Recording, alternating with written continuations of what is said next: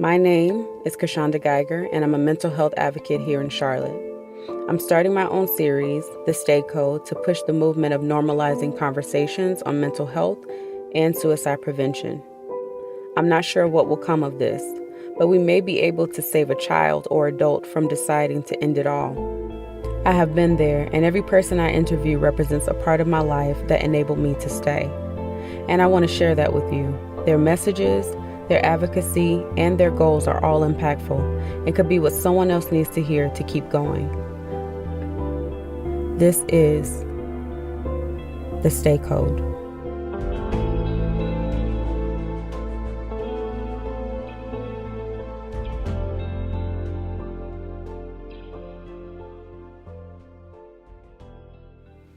Hi everyone, it's Kashonda here with The Stay Code. Today I am meeting with Azizah Hawkins, who has 13 years experience in the mental health industry. Azizah, can you tell us a little bit about what you do? Well, currently I am assisting families with a chronic illness on different care coordination and different things they would need in support and for resources and things of that nature for them to have access to when the time of need comes. Okay. And when you say chronic illness, give us an example. Chronic illness, in this particular case, is sickle cell disease.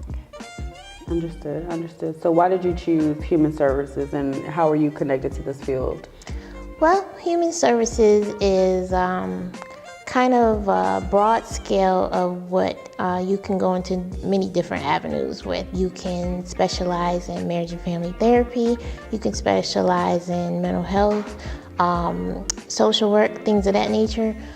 So specifically for myself, I targeted marriage and family.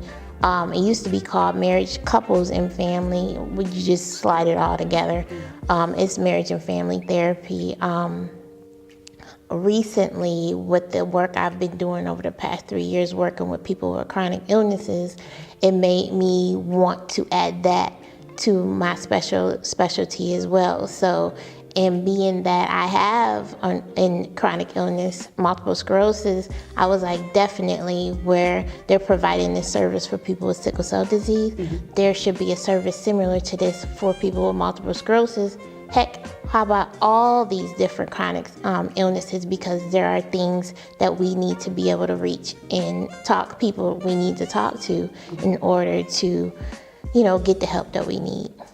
Absolutely. I find it interesting you mentioned the marriage and family counseling. I regularly hear about marriage therapy, but for family therapy, do you meet with whole families, and is that like a regular occurrence? In most cases, even when you think of marriage therapy, there's always, or I won't say always, there is more circumstances where one of the partners in that relationship is the one who's seeking help. So eventually you want to bring the other partner into the mix and have them do therapy together, because when I think of family therapy and marriage and family therapy, it's not just one person. It's not just one problem. It might be something that someone is doing that might be affecting another person in the family. Heck, you're not even thinking about whoever else is in that family. So you have to be open to the whole family being brought into therapy at some point. Okay. And then what are some things we can do as a family to join together and get more transparent about mental health, since if they're coming in to meet for counseling or just having a conversation? Are there some methods used, like exercises or activities that they can do even at home? What are like homework items you would give them? There's always homework. Yes. The first question was more. Say that first part again. What are some things we can do as a family to join together and get more transparent about mental health counseling and just the conversation overall? Okay, so as an individual, whoever is the one who's saying there's a problem and I want help, you have to identify what that area is, what does everybody's role play in that area. You have to kind of be open to communication. Communication is the key. Communication, then respect, everything, not in that particular order, but you have to have communication and respect with any kind of relationship that you're in, being that could be couples, family, marriage, anything. So you definitely want to open the lines of communication and be open. Don't be so closed-minded and think it's my way or no way. And you have people that's like that. Yes. So definitely want to do that. There's definitely activities and homework and things of that nature. You can do it in the session. You can practice it at home. Simply things like having family meetings. Yes, definitely. You might want to bring in a chalkboard, or what they call dry erase boards now, and kind of jot down, what do we need to work on as a family? What are some of the issues that we come across, and how do we handle that? For me particularly, I like to deal with a therapy called solution-focused therapy, where we're not necessarily dwelling on the past. We're thinking of something new, because what was happening in the past obviously has not worked. So we have to develop something new. So I kind of like working with families to try to figure out what are some of the things that we need to work on, what are some of the goals that we need to set, and different creative intervention ideas that we can do to work on those things. Now, what kind of response do you get from that? Does it always work, or? It's kind of 50-50. Okay. The ones that really want some kind of change, they do go home and work on it some more, and not only in therapy. Some people are honest and say, let me tell you right now, I'm not going to do this when you leave or when I get home. So, you have to just be willing to work around that. There's always something new or something different that you can work on. So, yeah. Now, are you doing home visits for this, or do they come into an office? How do you, for your particular practice, Both. what works best for you? Both? Okay. Both. And what's cool, and a lot of people don't like doing in home, but for myself, I do like going in the home, because then you can see the environment and what are some other factors that may not have been mentioned that play a part into that. Yeah. Okay. All right, and what are some things, now we know each other from the world of modeling, so I know firsthand that you have helped build a lot of self-confidence and self-esteem. What are some ways you have taught someone to build their self-esteem when struggling with mental, emotional, or physical strain, even something such as the chronic illnesses? Like, what have you done to help them rebuild? Well, first is to recognize that it's an issue, but you're not the only one. You're not the only one going through what you're going through.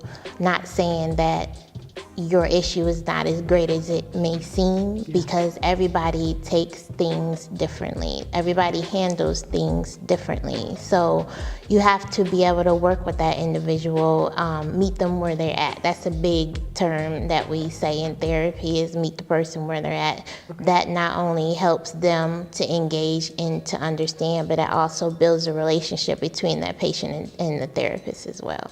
So different things that we do, it's a multitude of things, especially when it comes to identifying and accepting what's happening. One of the things I like to do is simply put a mirror into their face and ask them, who do you see? What do you see? Where do you see that person? Or where do you see that person in the mirror going? Things like that. Sometimes when you hear yourself say these things, then you start believing it and internalizing it, because you can do what you want to do at the end, no matter what illness or whatever mental illness you're struggling with, no matter what chronic illness you're struggling with, there is still future. Oh, right, I like it. In closing, I would like to know, what would your message be to the community regarding mental health and getting therapy? What are some important key points you'd like to point out for?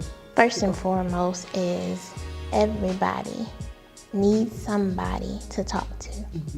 And there is always somebody to talk to. Don't be afraid to talk to that person or people in that group. It can be a group setting, it can be individually, it can be a family member. It don't necessarily have to be therapy. It could be a family member that you confide in, that you want to get with and talk to, you know, just to let it out. You know, you can start the conversation with, hey, I just want to vent and, you know, tell how I'm feeling right now, not necessarily to get any feedback, but just to talk about it, to get it out your system. So I always want to say, talk to somebody, anybody. There's always somebody who's willing to listen.